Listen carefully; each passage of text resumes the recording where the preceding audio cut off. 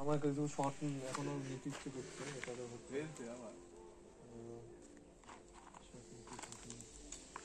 ইয়ো guys, আমাদের এখানে একটা ইএনটি হাউসে শর্ট চলছে, ঠিক আছে? সেই উপলক্ষে আপাতত এখানে ভিডিও করা হচ্ছে এবং আনন্দ মজাও করা হচ্ছে।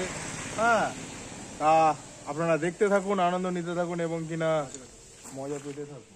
অ্যান্ড চ্যানেলটি সাবস্ক্রাইব করে দেবেন এবং লাইক কমেন্ট শেয়ার যা কিছু আছে ভালো মতো করবেন। হ্যাঁ, ভালো লাগলেও বলবে, খারাপ লাগলে বলতে হবে না।